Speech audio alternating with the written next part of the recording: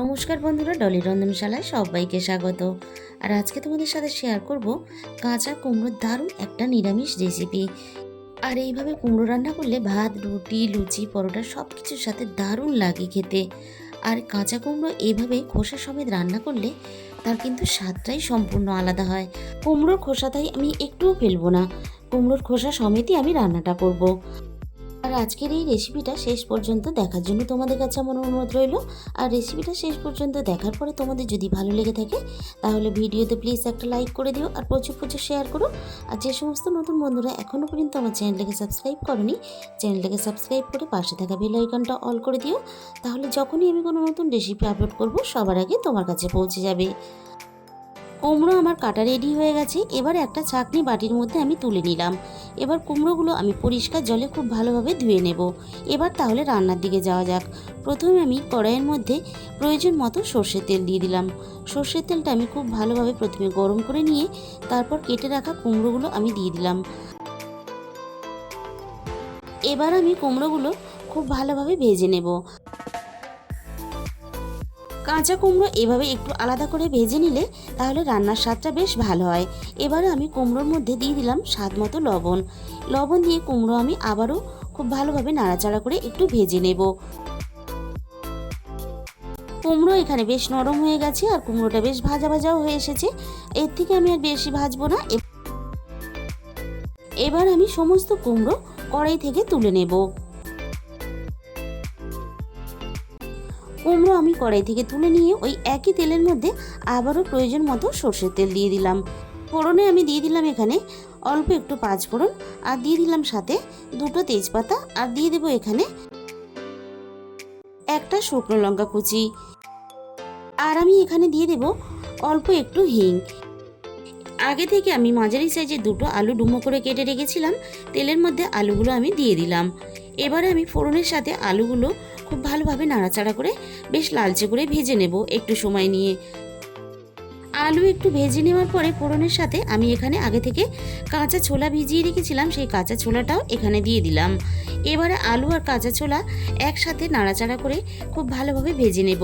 ছোলা একটু আলুর সাথে নাড়াচাড়া করে ভেজে নিলে তাহলে রান্নাতে খুব সহজেই কিন্তু সিদ্ধ হয়ে যাবে। আমি আলু ছোলা খুব ভালোভাবে ভেজে নিয়ে দিয়ে দিলাম এখানে আদা ও টমেটো বাটা, আর দিয়ে দিলাম এখানে স্বাদ মতো লবণ। এবার আবারও আমি সব কিছু একসাথে খুব ভালোভাবে নাড়াচাড়া করে কষিয়ে নেব। এতে আদারও কাঁচা গন্ধটা চলে যাবে আর টমেটোরও কাঁচা গন্ধটা চলে যাবে। আদা টমেটো সব কিছুর সাথে খুব ভালোভাবে কষিয়ে নিয়ে এবারে একে একে মশলা দিয়ে দেব।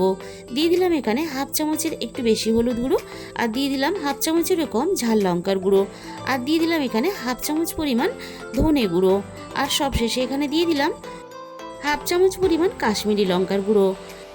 তবে কাশ্মীরি লঙ্কার গুঁড়োটা পুরোপুরি অপশনাল, তোমরা চাইলে দিতেও পারো নাও দিতে পারো।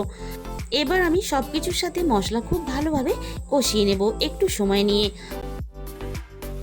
সব কিছুর সাথে আমার মশলা খুব ভালোভাবে কষানো হয়ে গেছে। এবারে আমি এখানে ভেজে রাখা কুমড়োগুলো দিয়ে দিলাম।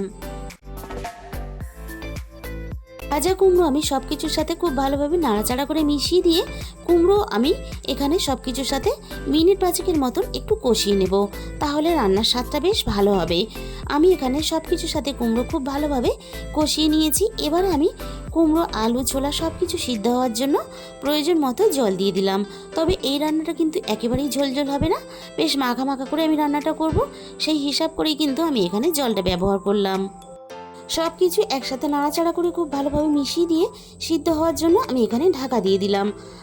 এদিকে এটা হতে থাক, আমি এবার একটা মশলা বানিয়ে নেব। কড়াইয়ের মধ্যে প্রথমে আমি দিয়ে দিলাম এক চামচ পরিমাণ গোটা জিরে, আর দিয়ে দিলাম এখানে হাফ চামচের একটু বেশি পাঁচফোড়ন, আর সাথে দিয়ে দিলাম এখানে একটা তেজপাতা কুচি। এবার আমি সব কিছু হালকা আছে নাড়াচাড়া করে একটু ভেজে নেব। মশলা আমি কয়েক সেকেন্ড নাড়াচাড়া করে ভেজে নিয়ে এবার আমি কড়াই থেকে নামিয়ে নেব। মশলাটা খুব ভালোভাবে ঠান্ডা করে আমি মিক্সিং জারের মধ্যে নিয়ে নিয়েছি, আর একটা মিহি পেস্ট বানিয়ে আমি বাটির মধ্যে মশলাটাকে ঢেলে নিলাম। আবারও আমি রান্নার দিকে চলে এসেছি। কড়াইয়ের ঢাকা খুলে আমি দেখে নেব সব কিছু খুব ভালোভাবে সিদ্ধ হয়েছে কিনা। আলু এখানে খুব ভালোভাবে সিদ্ধ হয়ে গেছে, আর সাথে কুমড়ো খুব ভালোভাবে সিদ্ধ হয়ে গেছে। এবারে আমি দেখে নেব ছোলা খুব ভালোভাবে সিদ্ধ হয়েছে কিনা। ছোলাও এখানে খুব ভালোভাবে সিদ্ধ হয়ে গেছে। ঝোলটা কিন্তু আগের থেকে বেশ অনেকটাই কমে এসেছে। এবার আমি রান্নার মধ্যে স্বাদ মতো চিনি দিয়ে দিলাম। আর কুমড়োর মধ্যে অল্প একটু চিনি না দিলে খেতে কিন্তু ভালো লাগবে না। আমি চিনিটাকে সব কিছুর সাথে খুব ভালোভাবে নাড়াচাড়া করে মিশিয়ে দিলাম। এবারে যে ভাজা মশলাটা আমি রেডি করেছিলাম সেই ভাজা মশলাটা আমি রান্নার মধ্যে দিয়ে দিলাম। আর এইভাবে ভাজা মশলা বানিয়ে এরকম করে কাঁচা কুমড়ো রান্না করলে, আমরা যখন নিরামিষ কোনো দোকান থেকে কচুরি কিনে খাই, যে কচুরির তরকারিটা আমাদের দেয়, খেতে কিন্তু দারুণ টেস্টি হয়। আর ঠিক এইভাবে রান্না করলে সেই স্বাদটাই কিন্তু এই রান্নাতে পাবে। অল্প একটু আমি এখানে ধনেপাতা কুচি দিয়ে দিলাম।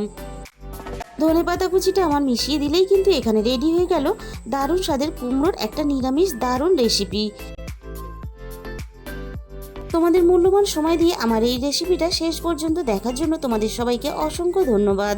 তাহলে আজকের ভিডিওটা এই পর্যন্ত, দেখা হবে অন্য কোনো নতুন রেসিপির সাথে।